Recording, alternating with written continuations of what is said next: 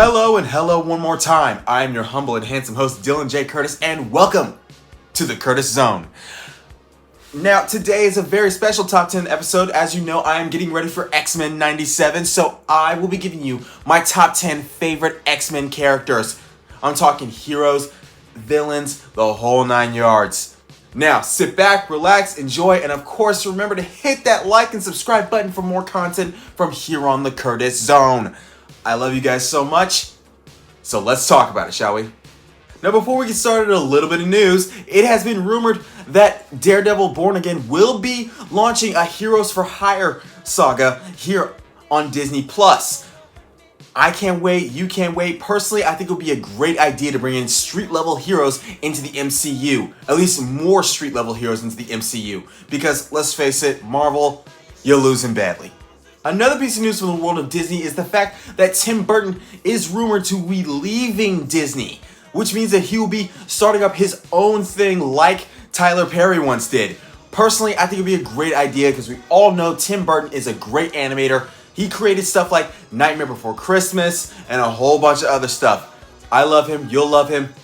I really hope that he creates his own studio.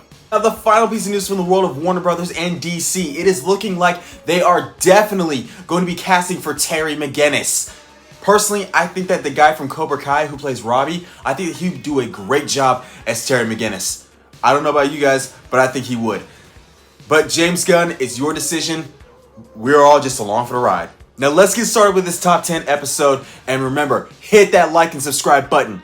Now, remember, this is just my list. This is the list of my favorite top 10 X-Men. So, if you guys have your own people you want to put on this list, leave it in the comment section down below, and I'll get back to you. But right now, let's get started with number 10.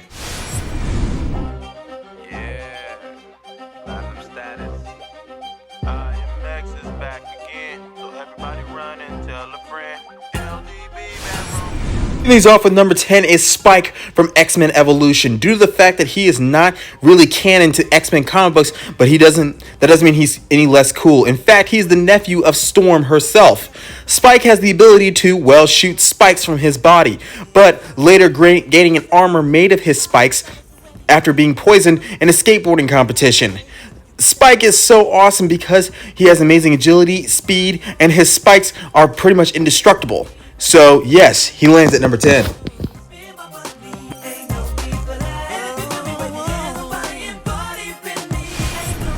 Coming in at number 9 is Quicksilver. He is the son of Magneto and one of the fastest people in all of comic books. See, Quicksilver is so cool due to the fact that he is the only member of the X-Men in the X-Men franchise who married an Inhuman. And the Inhumans are let's just face it, they're racist. However, Quicksilver is indeed so fast that he can clock exactly 300 miles per second, which is equally as fast as the Flash. Quicksilver is indeed one of my favorite X-Men. He's number 9 on our list, as you can see.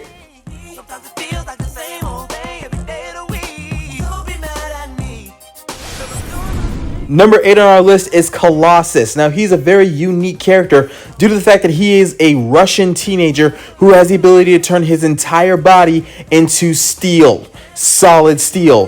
One of my favorite storylines that Colossus has ever done is in a recent comic book where he became the Juggernaut. And it's been noted that Colossus can take on the Juggernaut in hand-to-hand combat. However, Colossus is not invincible, but he is very cool nonetheless, and we thank him for his creation.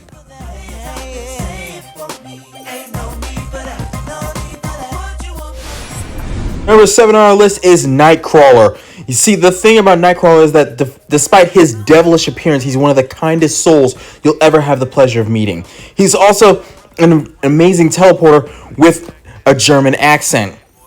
One thing I really loved about him is the fact that he's also wanted to be a swashbuckler, which means that he's a skilled swordsman and hand-to-hand combatant.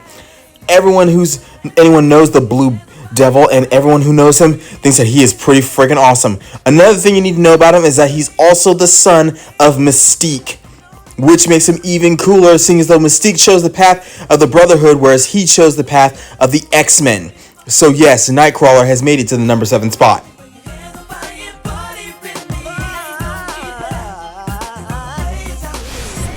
And number 6 is Alex Summers, aka Havoc. Havoc has the ability to generate energy waves of pure electromagnetic energy, from what I heard. Havoc is not an A-list X-Men character before X-Men First Class. In fact, he was only used briefly in animation.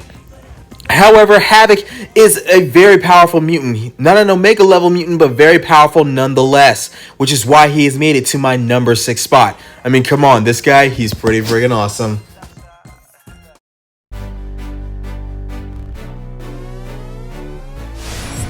Top 5 spot goes to Cyclops. The reason why he's my favorite is because he's one of the original members of the original X-Men team. Not just one of the original members, but one of its leaders. Cyclops has the ability to fire optic blasts, and he also has the ability of amazing martial arts abilities due to the fact that he was trained by Wolverine.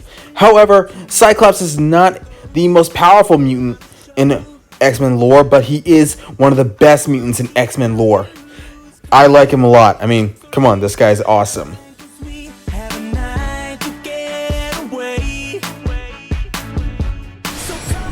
My number 4 spot goes to Professor X and Magneto. The reason why they are so high on this list is because even though they are on opposite sides on how to deal with the mutant and human war, they are still good friends. They are still somewhat allies. So much so that they teamed up with each other against Apocalypse, who is an Omega level mutant. However, they cannot see eye to eye on the mutant and human war, which is one of the reasons why they cannot be friends forever. But they are still good friends nonetheless, and they have made it to this list.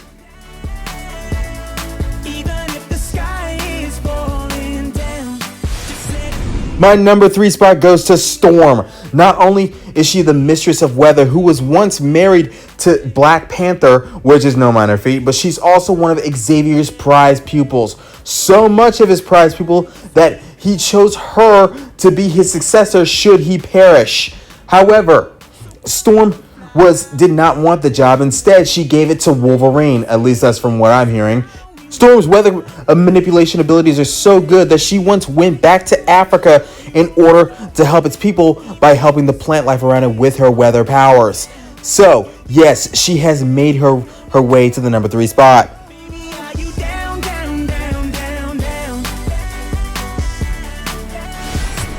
Made his way to the runner-up spot is Bishop. He is a time-traveling X-Man from the future who came back during the Days of Future Past saga in order to help the X-Men against Master Mold and the Sentinels.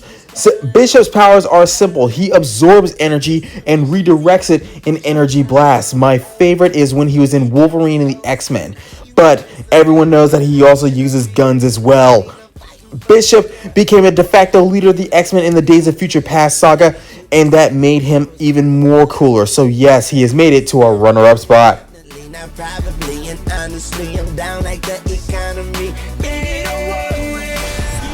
Everyone who was anyone knew that this guy was going to make it to the number 1 spot. It's Wolverine. The reason why Wolverine is the number 1 spot, not only because he's my favorite character, but also he has some of the darkest storylines in comic book history.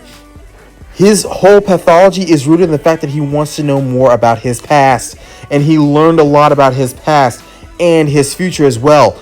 But everyone who's anyone knows that he has an amazing healing factor, one of the best in comic books. He also has an indestructible bones and skeleton. Not only that, he is ranked in the top 10 best martial artists in Marvel comic books due to the fact that he knows the weak points in several human bodies, several supernatural bodies, and alien bodies as well. And he knows 28 forms of Kung Fu as well. So yes, Wolverine is number 1, not just for me, but for everybody.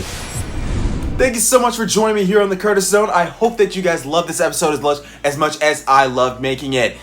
I will get back to you guys very soon. If you leave in the comment section down below your questions, comments, concerns, or if you just want to make a request for any episode period.